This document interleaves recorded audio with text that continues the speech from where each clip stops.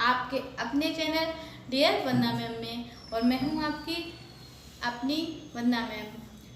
Friends, आज का जो वीडियो है वो थोड़ा, वैसे तो मैं केमिस्ट्री के टॉपिक्स जो है आप लोगों को बता रही थी, लेकिन आज एक स्टूडेंट के कहने पर मैं थोड़ा टॉपिक को चेंज करती हूँ, यानी कि टॉपिक के साथ साथ सब्जेक्ट भी चेंज होगा। लेकिन कुछ भी शुरू करने से पहले फ्रेंड्स, मेरी आप लोगों से रिक्वेस्ट है कि अगर अभी तक आप लोगों ने चैनल को सब्सक्राइब नहीं किया है तो प्लीज़ चैनल को सब्सक्राइब कर लीजिए, वीडियो को लाइक कीजिए और शेयर कीजिए, ताकि जो दो सब्जेक्ट, ये चैनल फ्रेंड्स दो सब्जेक्ट से बना हुआ है, यानी कि बाकी मैंने देखे हैं चैनल ज़्यादातर एक ही सब्जेक्ट पर वीडियो बनते हैं, एजुकेशन से रिलेटिव जितने भी हैं, या फिर उनका अपना पूरा ग्रुप होता है। लेकिन यहाँ पर आज इस चैनल में आप लोगों को बायो से रिलेटिव जो है टॉपिक्स भी मिलेंगे और केमिस्ट्री से रिलेटिव भी आपको अच्छे इम्पोर्टेंट टॉपिक्स मिलेंगे। सबसे बड़ी बात ये है फ्रेंड्स कि जो वेस्ट मटेरियल है, वैसे तो पढ़ाई में जो एजुकेशन है उसमें वेस्ट कुछ भी नहीं होता है, लेकिन फिर भी हम लोग ये चाहते हैं, आज का टाइम ये है कि सब यही चाहते हैं कि वेरी मोस्ट इम्पॉर्टेंट टॉपिक हैं उन पे ज़्यादा ध्यान दिया जाए। तो मैंने भी उसी बात को ध्यान में रखते हुए जो वेस्ट मटेरियल को थोड़ा अवॉइड किया है, थोड़ा सा ज़्यादा नहीं, और जो बहुत ही इम्पोर्टेंट टॉपिक्स हैं, चाहे वो बायोलॉजी के हों और चाहे वो केमिस्ट्री के हों, उनको मैंने बहुत ही अच्छे तरीके से शॉर्ट ट्रिक के जरिए आप लोगों को बताने की कोशिश की है। शॉर्ट करके खुद स्टडी करके मैंने सोचा कि आप लोगों का थोड़ा सा भला किया जाए। अगर आप लोग चाहोगे तो मेरा भी भला हो जाएगा, किससे? मेरे चैनल को सब्सक्राइब करके। तो फ्रेंड्स, टॉपिक को स्टार्ट करने से पहले हम बता देते हैं, पिछली वीडियो में जो मैंने आप लोगों से पहली पूछी थी उसका जवाब है, और उसका जवाब है जहाज। पहली थी 3 अक्षर का, ऐसा कौन सा वाहन है जिसे आगे से पढ़ो या पीछे से पढ़ो उसका नाम समान रहता है। तो फ्रेंड्स, उसका जवाब मैंने नहीं दिया है, उसका जवाब मेरे 2 स्टूडेंट्स ने दिया है। एक का नाम है लव कुमार और दूसरे का नाम है आनंद कुमार राजपूत। दोनों ने ही सही आंसर दिया है। उसका नाम है जहाज, वाहन का नाम है जहाज। उसको आगे से पढ़ो चाहे पीछे से पढ़ो, वो जहाज ही रहता है। ठीक है फ्रेंड्स, अगली जो है पहली बहुत ही इंटरेस्टिंग है, बहुत ज़्यादा इंटरेस्टिंग है, लेकिन हम वो थोड़ा टॉपिक स्टार्ट कर लेते हैं। मेन चीज़ है हमारी टॉपिक, उसके बाद आपको बताते हैं। ठीक है, तो आज का जो टॉपिक है फ्रेंड्स बायोलॉजी से रिलेटिव है, आपको पता ही चल गया होगा मेरी बातों से। तो और ये टॉपिक भी मैंने एक बच्चे के कहने से स्टार्ट किया। उन्होंने जब कहा कि मैम मुझे बायोलॉजी भी पढ़नी है आपसे, तो मैंने कहा चलो बेटा, मैं केमिस्ट्री के इम्पोर्टेंट टॉपिक और बायोलॉजी के भी इम्पोर्टेंट टॉपिक आपको देती रहूँगी। ठीक है, तो चलिए हम स्टार्ट करते हैं 12th क्लास का NCERT जो सिलेबस है 12th क्लास का फर्स्ट चैप्टर बायोलॉजी में जीवों में जनन, उसको स्टार्ट करते हैं। ठीक है, जब हमें स्टार्ट ही करना है तो हम शुरू से स्टार्ट करेंगे और जितने भी मेन टॉपिक होंगे वो हम आपको बताते रहेंगे। ठीक है, चलो स्टार्ट करते हैं जीवों में जनन।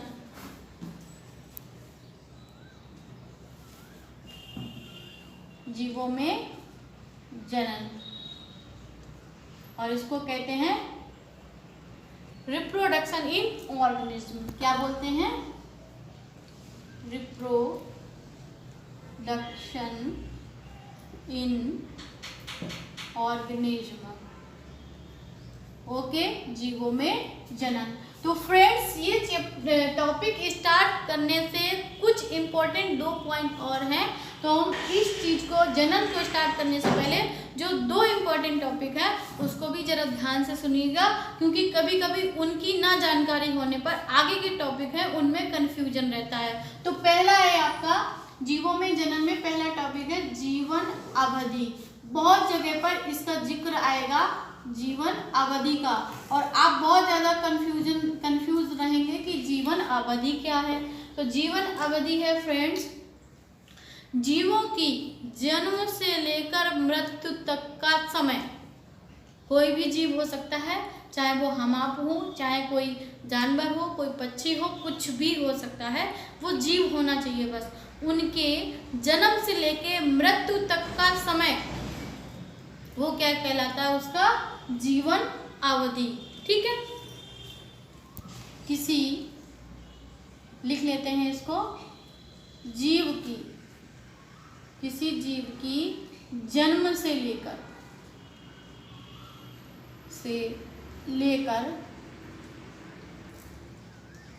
मृत्यु तक का समय जीवन अवधि कहलाता है। जीवन अवधि, अरे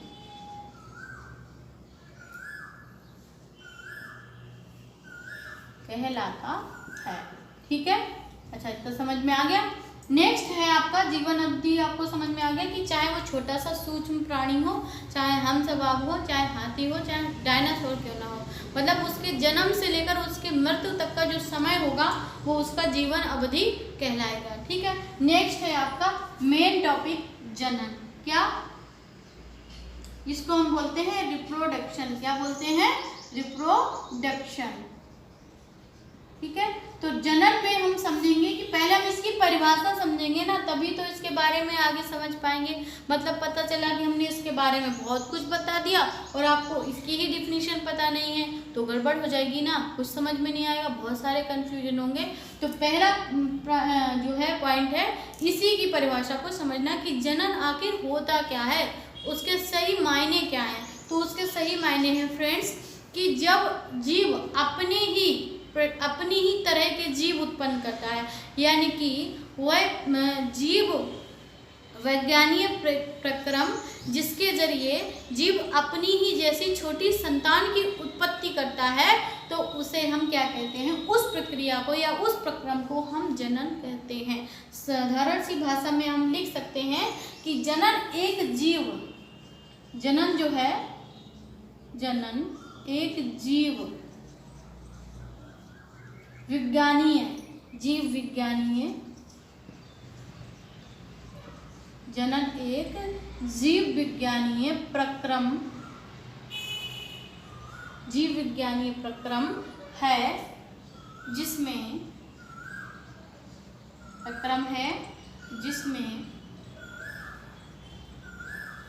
जीव अपने ही समान, छोटे जीव अपने ही समान छोटे जीव की उत्पत्ति करता है। छोटे जीव की उत्पत्ति करता है तो क्या कहलाता है? क्या कहलाता है? जनन कहलाता है। या इस क्रिया को जनन कहते हैं, हम ऐसे भी बोल सकते हैं, लेकिन हमें शॉर्ट लिखना है ना, इसलिए ऐसे। तो ये दोनों पॉइंट आपको समझ में आ गए कि जीवन अवधि क्या होती है और जनन का सही मायने क्या है। पता नहीं कुछ लोग क्या सोचते हैं, कैसे सोचते हैं, मुझे नहीं मालूम, लेकिन हाँ इतना जानते हैं कि जनन का सही मायने ये है कि वह प्रक्रम, वह जीव विज्ञानीय प्रक्रम जिसके जरिए एक जीव अपने ही जैसी संतान की उत्पत्ति करता है, अपने ही समान गुण वाली, अपने ही जैसी दिखने वाली, अपनी ही जैसी संरचना वाली एक छोटी संतान को जन्म देता है या उसकी उत्पत्ति करता है, तो उस प्रक्रिया को हम क्या कहते हैं? जनन कहते हैं, रिप्रोडक्शन कहते हैं। ठीक है फ्रेंड्स, इतना समझ में आया। अब हम देखेंगे टाइप्स ऑफ रिप्रोडक्शन, यानी कि जनन के प्रकार कितने होते हैं, जनन कितने प्रकार का होता है, किस किस तरीके से किया जा सकता है। तो ठीक है, हम इसको हटा दे रहे हैं। अभी हम देखते हैं जनन के प्रकार।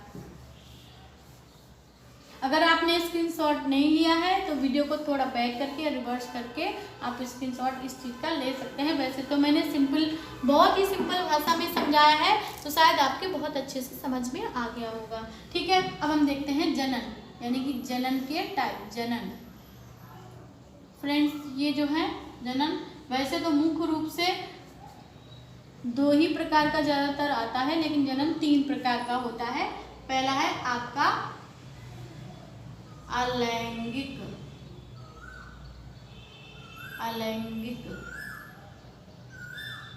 जनन, दूसरा है कायिक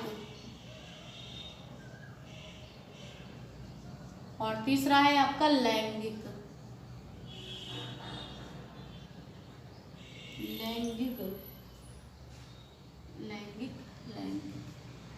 जनन। ठीक है, यानी कि हम इसको बोल सकते हैं अलैंगिक जनन को हम एसेक्सुअल रिप्रोडक्शन बोलते हैं, इसको वेजिटेटिव रिप्रोडक्शन बोलते हैं और इसको सेक्सुअल रिप्रोडक्शन बोलते हैं। चाहे तो आप लिख सकते हैं asexual reproduction, vegetative reproduction and sexual reproduction. Okay, समझ आया? यानी कि ये जनन जो है ये 3 प्रकार का होता है, लेकिन ज़्यादातर जो डिटेल्स है वो हम अलैंगिक और लैंगिक जनन की ही कायिक की होती है ना। वनस्पति विज्ञान जब आप बॉटनी पढ़ोगे तो उसमें कायिक जनन का बहुत ज़्यादा विस्तार से दिया गया है, ठीक है। बॉटनी में कायिक जनन भी दिया गया है। तो ये 3 टाइप्स के होते हैं। तो फ्रेंड्स हम पहले चलते हैं अलैंगिक जनन की ओर कि अलैंगिक जनन क्या है और ये कितने प्रकार का होता है। फिर बारी बारी से आपको बताते रहेंगे अलैंगिक, फिर कायिक, फिर लैंगिक जनन। लैंगिक जनन बहुत ही बड़ा है, थोड़ा टिपिकल है और हम ये चाहते हैं कि आपको विद एग्जाम्पल इस चीज़ को समझाया जाए। तो जल्दबाजी नहीं कीजिएगा, इतना तो शॉर्ट पढ़िए, इतना भी शॉर्ट मत पढ़ो कि वो समझ ना आए। शॉर्ट इतना पढ़ो कि वो थोड़ा शॉर्ट भी हो जाए, आपको अच्छे से समझ भी आ जाए, ठीक है। चलिए तो हम पहला टॉपिक स्टार्ट करते हैं जो आपका है जनन में पहला जो इसका भाग है वो है अलैंगिक जनन, ठीक है। बाकी कायिक जनन और लैंगिक जनन थोड़ा बाद में। उससे पहले फ्रेंड्स हम पूछना चाहते हैं आपसे आज की पहेली, ठीक है, क्योंकि हम अगर लास्ट में पूछते हैं तो आप वीडियो को स्किप कर देते हो, पीछे पहले पूछ लेते हैं तो आप क्या करते हो, वीडियो में पहेली देख लेते हो, वीडियो देखते ही नहीं हो। तो हम बीच में पूछ रहे हैं। आज जो है आज की जो पहेली है वो है, पिछली पहेली का तो आंसर हमने बता दिया है, ठीक है। आज की पहेली है 3 अक्षर का मेरा नाम, 3 अक्षर का मेरा नाम, प्रथम कटे तो राम राम। अगर उसको आप प्रथम अक्षर काटते हैं तो राम राम, और द्वितीय कटे, अगर द्वितीय कटे तो फल का नाम, और अगर तृतीय कटे तो काटने का काम। बताओ क्या है मेरा नाम? पहली समझ रहे हो? 3 अक्षर का मेरा नाम, 3 अक्षर का मेरा नाम, प्रथम कटे तो राम राम, द्वितीय कटे तो फल का नाम और तृतीय कटे तो काटने का काम। तो बताओ क्या है मेरा नाम? कमेंट बॉक्स में इसका जवाब जरूर दीजिएगा। अगर वैसे तो मुझे उम्मीद है कि मेरे बच्चे थोड़े से एक्टिव हुए हैं, वो वीडियोस देखते हैं और मेरी पहेली का जवाब भी दिया है 1-2 स्टूडेंट्स ने। मुझे अच्छा लगा, बहुत ही अच्छा लगा, और मैं कोशिश करूँगी कि मेरे जितने भी व्यूअर्स हैं वो सभी इन चीज़ों में थोड़ा ध्यान दें, कमेंट्स ज़रूर करें, वीडियो को लाइक करें। देखती हूँ वीडियो में व्यूअर तो आते हैं लेकिन लोग बिना लाइक किए चले जाते हैं, वीडियो को शेयर भी नहीं करते। भाई थोड़ा तो मुझे मौका दो आगे बढ़ने का, प्लीज़ आप लोगों से रिक्वेस्ट है। चलिए अपने टॉपिक पे चलते हैं और पहेली का जवाब कमेंट बॉक्स में ज़रूर दीजिएगा। अगर आप लोग नहीं देंगे, नहीं समझ आ रहा है तो भी कोई बात नहीं, अगली वीडियो में हम इसका आंसर बताएंगे और आपसे फिर से नई पहेली पूछेंगे। चलिए चलते हैं, अपना जो टॉपिक है वो है अलैंगिक जनन। पहला टॉपिक हम स्टार्ट करते हैं अलैंगिक। फ्रेंड्स अलैंगिक जनन है ये भी 5 प्रकार का होता है। कितने टाइप का होता है? 5 टाइप का। तो हम इसके सारे टाइप्स लिख देते हैं। फर्स्ट जो है आपका वो है विखंडन, जिसको हम फिजन बोलते हैं। क्या बोलते हैं? फिजन, विखंडन यानी कि फिजन, ठीक है। सेकेंड टाइप है आपका मुकुलन, ठीक है। सेकेंड टाइप जो है आपका वो है मुकुलन, ठीक है। और मुकुलन को हम इंग्लिश में बोलते हैं बडिंग। क्या बोलते हैं? बडिंग। नेक्स्ट है आपका थर्ड पॉइंट, वो है पुनरुद्ध भवन यानी कि regeneration. पुनरुद्ध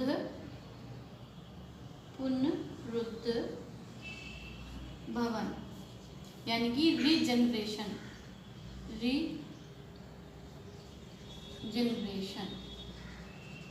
regeneration. Next 4th number पर है आपका खंडन यानी कि फ्रेगमेंटेशन। खंडन,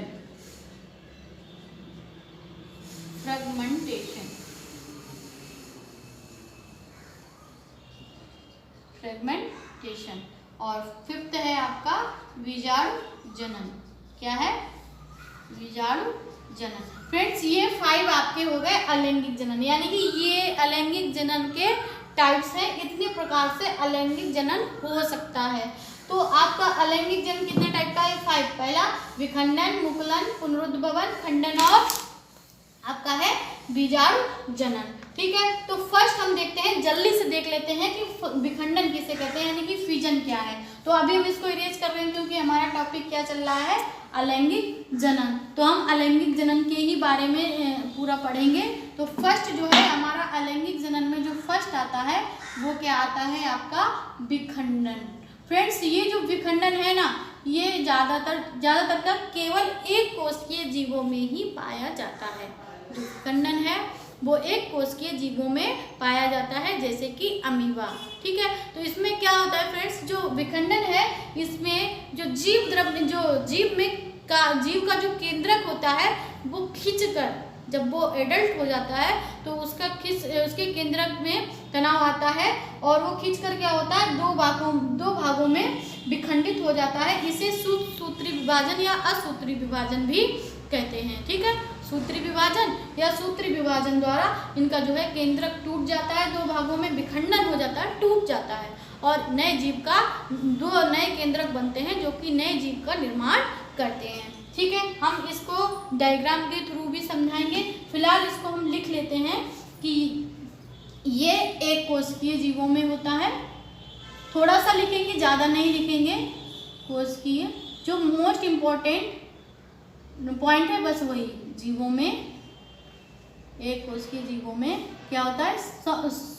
समसूत्री विभाजन या असूत्री विभाजन, सूत्री या असूत्री विभाजन के फलस्वरूप होता है।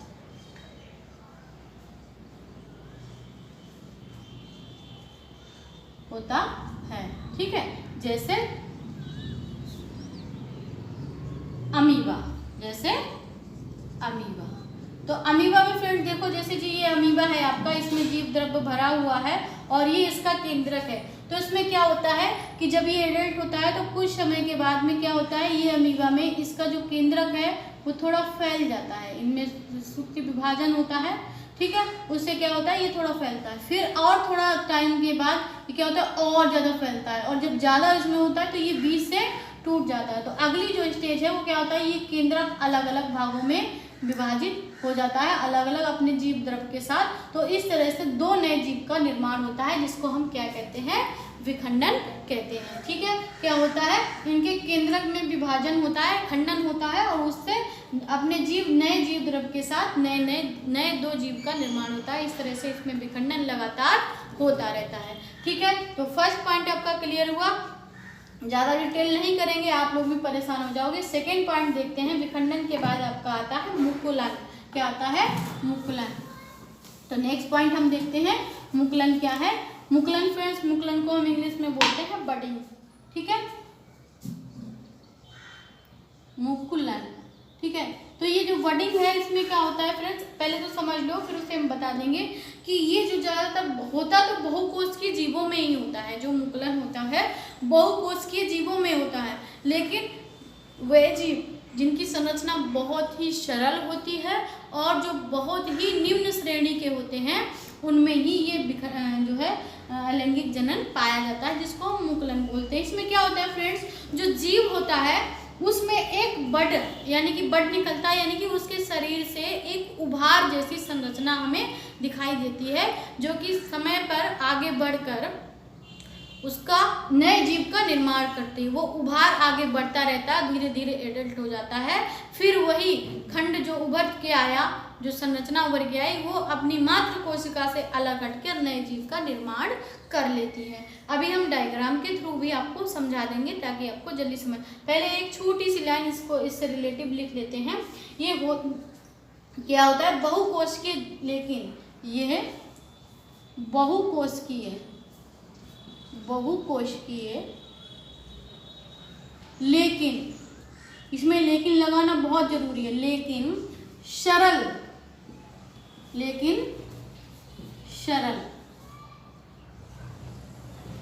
और सरल के साथ साथ क्या, निम्न श्रेणी वाले, सरल एवं निम्न श्रेणी वाले जीवों में या जीव में छोटी सी संरचना श्रेणी वाले जीव के शरीर में छोटी सी संरचना उभरती है या उभार में बनती है, ऐसे करके छोटी सी संरचना उभार के रूप में बनती है। हम इतना लिखेंगे, उभार के रूप में बनती है,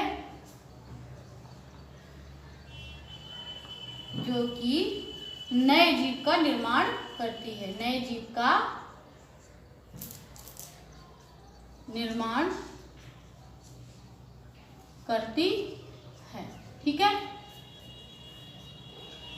तो इसमें क्या है फ्रेंड्स, इसमें जो है एक बहुकोशिकीय जीव, तो वो कैसा होगा, बहुकोशिकीय होगा, लेकिन सरल संरचना वाला। यानी कि सरल का मतलब समझते हैं, हम थोड़ा सा समझा दें शॉर्ट में। सरल का मतलब है कि उसमें बस एक या दो अंग, यानी कि जीव है उसमें अंग, जैसे हमारे बॉडी में हार्ट है, ये है, वो है, किडनी है, सारी चीज़ें हैं, तो बहुत ही टिपिकल संरचना है हमारी बॉडी की।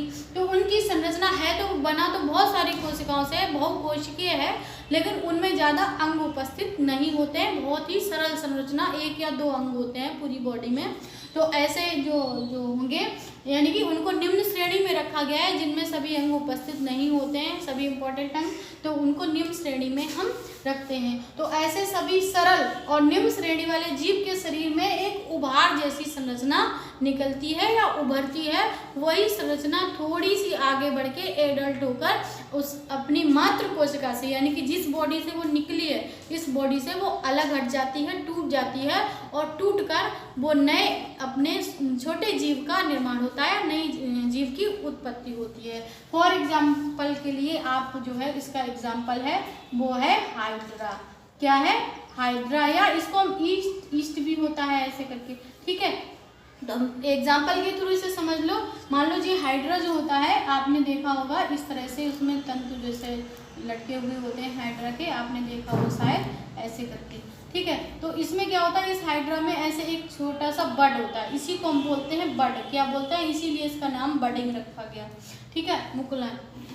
तो ये बड जो है, इसमें उभार होता है, फिर धीरे अगली जो है इसकी जो श्रृंखला होगी, उसमें क्या होगा, ये जो है ऐसे करके, बिल्कुल सेम तो नहीं बना पाएंगे, लेकिन थोड़ा कोशिश कर रहे हैं, ये थोड़ा और बनता है आगे। ठीक है, धीरे धीरे इसमें कुछ ऐसे आ जाती हैं।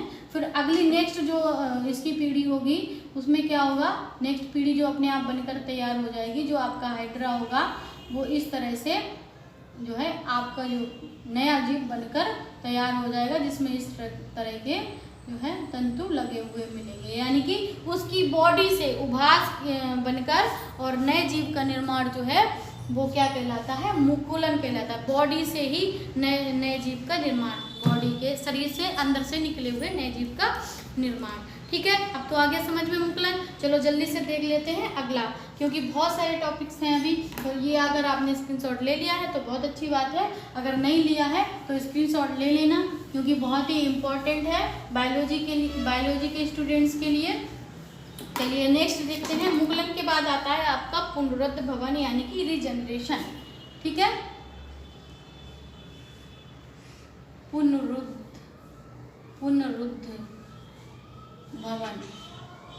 पुनरुत्थ भवन यानी कि रीजनरेशन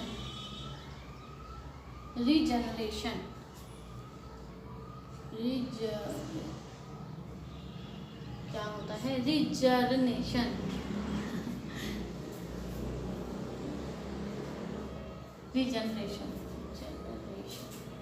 एक मिनट, क्या डिस्टर्ब हो रहा है बार बार। रीजनरेशन, ओके हो गया। चलिए, पुनरुत्थ भवन में क्या होता है, कुछ जीवों में अपने कायिक भाग से, कुछ ऐसे जीव होते हैं अलग हटके होते हैं जो अपने कायिक भाग से नए जीवों का निर्माण कर देते हैं, या उनमें इतनी क्षमता होती है। समझ में आया, नहीं आया, कोई बात नहीं, हम समझाते हैं अपनी भाषा में। पुनरुत्थ भवन का मतलब है ऐसे जीव जिनकी बॉडी का कोई भी पार्ट अगर हम काट देते हैं, या किसी भी रीजन से उनकी बॉडी का कोई भी अंग कट जाता है, तो उस अंग से नए कटा हुआ जो अंग जो कट के गिर गया, अलग हो गया है, उस अंग से नए जीव का निर्माण हो जाता है। समझ में आया? मतलब उसको अगर हम 10 भागों में भी हम काट दें, उस जीव को अगर हम 10 भागों में काट दें तो जो 10 टुकड़े हुए हैं वो 10 टुकड़े 10 नए जीव का निर्माण कर देंगे। समझ में आया? अब आ गया होगा। पुनरुत्थ भवन का मतलब बॉडी के जितने भी पार्ट्स होंगे वो सभी पार्ट्स नए जीव का निर्माण कर देते हैं। ठीक है, तो इसको बोलते हैं पुनरुत्थ भवन या रीजनरेशन। ठीक है, तो ऐसी क्षमता वाले जो है कुछ ही ऐसे जीव होते हैं जो ऐसी क्षमता रखते हैं। मतलब बॉडी के टुकड़े से नए जीव का निर्माण, हम अपनी सिंपल सी भाषा में ये भी कह सकते हैं कि बॉडी के टूटे हुए या कटे हुए टुकड़े से नए जीव का निर्माण पुनरुत्थ भवन कहलाता है। और ये इसका एग्जाम्पल है प्लेन एरिया। क्या एग्जाम्पल है इसका? Plain area. चलिए देखते हैं। तो पहले हम इसकी छोटी सी डिफिनीशन ले लेते हैं कि कुछ जीवों में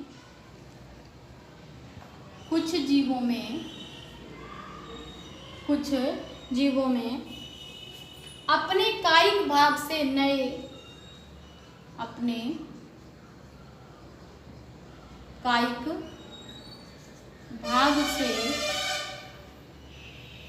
नए जीव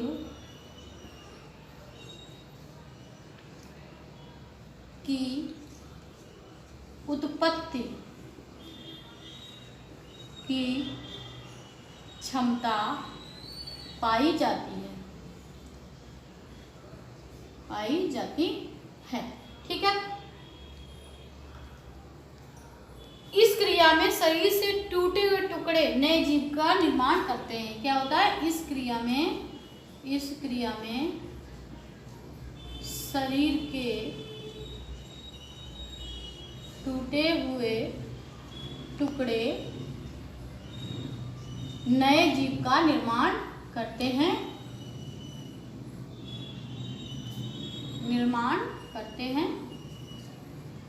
पुनरुत्थ भवन कहलाता है। जैसे प्लूनेरिया। क्या? प्लूनेरिया ये एक जीव है जिसे हम बताते हैं। जैसे जो प्लूनेरिया होता है, एग्जाम्पल के थ्रू दिखाते हैं आपको, डायग्राम के थ्रू।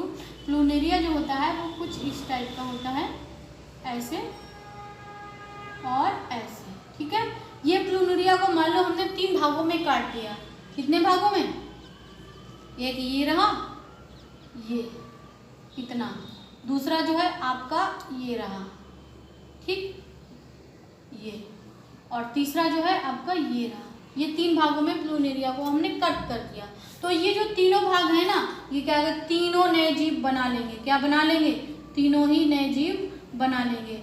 कुछ छोटे होंगे, थोड़ा डायग्राम चेंज होगा, लेकिन तीनों ही नए जीव का निर्माण करते हैं। तो ऐसे जितने भी जीव हैं प्लूनेरिया जैसे, वो सारे 3 नए जीव बनकर तैयार हो गए। यानी कि बॉडी को जितने भागों में काटा जाएगा वो बॉडी के सभी भाग नए जीव का निर्माण करते हैं। तो इसको कहते हैं पुनरुत्थ भवन। समझ में आ गया? नेक्स्ट है आपका, स्क्रीनशॉट अगर नहीं ली है तो आप ले लीजिए। ठीक है, फिर भी अगर नहीं, कोई भी आप वीडियो को बैक करके भी देख सकते हैं। ठीक है, मेरा कहना तो ये है, अगर आप मेरी वीडियो को 2 बार भी देखते हैं, 3 बार, लास्ट 3 बार देखने के बाद आप चौथी बार कभी ये नहीं कहेंगे कि आपको याद नहीं हुआ, क्योंकि हमेशा हम सरल भाषा लेके आते हैं ताकि आपको कोई भी प्रॉब्लम ना हो। तो चलिए आगे चलते हैं। पुनरुत्थ भवन के बाद आपका आता है नेक्स्ट पॉइंट है विखंडन। हो गया, मुकुलन हो गया, खंडन। ठीक है, पुनरुत्थ भवन भी हो गया। नेक्स्ट है आपका खंडन। चलिए अब हम खंडन देखते हैं कि खंडन क्या है। फ्रेंड्स, खंडन को हम इंग्लिश में क्या बोलते हैं? रीजनरेशन। खंडन को हम क्या बोलते हैं? फ्रेगमेंटेशन। क्या कहते हैं? फ्रेगमेंटेशन। ठीक है, फ्रेगमेंटेशन। अब ये जो फ्रेगमेंटेशन है यानी कि खंडन, ये मुख्य रूप से शैवालों और कवकों में ही पाया जाता है। जो खंडन है वो मुख्य रूप से किस में होता है? शैवालों में और कवकों में होता है। जो कि इसके जो मोस्ट एग्जाम्पल हैं वो है स्पायरोगाइरा और यूलोथ्रिक्स। स्पायरोगाइरा में जितने भी आते हैं और यूलोथ्रिक्स में जितने जो हैं वो सारे इसके एग्जाम्पल हैं, शैवाल और कवक। जो कि वो भी इनमें खंडन किस प्रकार का होता है? थोड़ा इसी से रिलेटिव है पुनरुत्थ भवन से, लेकिन थोड़ा सा चेंजिंग है। थोड़ा सा चेंजिंग क्या है कि जब इनके अनुकूल पानी, भोजन और ताप, ये तीनों चीज़ें, इनके अनुकूल पानी, भोजन और ताप जब इनकी अनुकूल परिस्थिति में होता है तो इनके जो शरीर से या इनके तंतुओं से जो तंतु टूटते हैं उनसे नए जीव का निर्माण हो जाता है। मतलब जो इसमें जो आपके स्पाइरोगायरा है और यूलोथ्रिक्स है, इनमें तंतु पाए जाते हैं, ये तो आपको पता ही है। ठीक है, इसमें क्या होता है, जब ये तंतु टूट गए मान लो और उनके अनुकूल पानी भी इनको मिल रहा है, हवा पानी मिल रहा है, ताप भी मिल रहा है और उनके हिसाब से इनको भोजन भी मिल रहा है, तो उस समय क्या होगा, ये टूटे हुए तंतु जो है वो तंतु ही नए जीव का निर्माण कर लेते हैं। तो इस तरह के जितने भी स्पाइरोगायरा थोड़ा टिपिकल होता है, ऐसे करके बहुत ज़्यादा थोड़ा टिपिकल है, इस तरह से ये टूट जाते हैं इनके तंतु इसमें से। तो थोड़ा बनाने में ज़्यादा टाइम वेस्ट होगा, इसलिए मैं इसका डायग्राम नहीं बना रही हूँ। ठीक है, तो इसके तंतु जो टूटेंगे वो अगर इनके अनुकूल ताप हुआ, भोजन हुआ, पानी हुआ, तो वो नए जीव का, उन्हीं तंतुओं से नए जीव का निर्माण कर लेते हैं। ठीक है, हम थोड़ा सा लिख लेते हैं। ये अधिकतर किसमें, शैवाल और कवक, शैवाल और कवक जैसे स्पाइरोगायरा और यूलोथ्रिक्स में पाया जाता है। यूलोथ्रिक्स में पाया जाता है। ताप, पानी, भोजन अनुकूल परिस्थितियों में,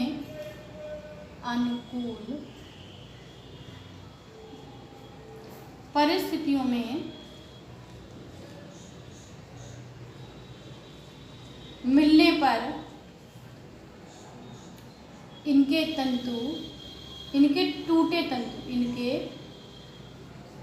टूटे तंतु नए जीव का निर्माण करते हैं। ओके, नए जीव का निर्माण करते। ओके, समझ में आया, आ गया होगा।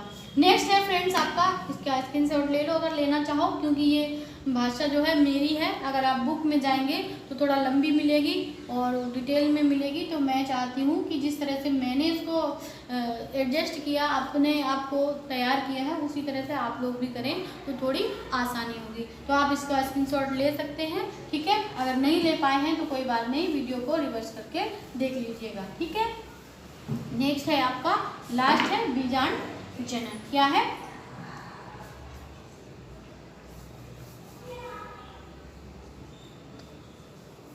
बीजांड जनन। ये तो फ्रेंड्स सिंपल सी बात है। जो बीजांड जनन होता है वो किसमें, ये पतली भित्त वाले जो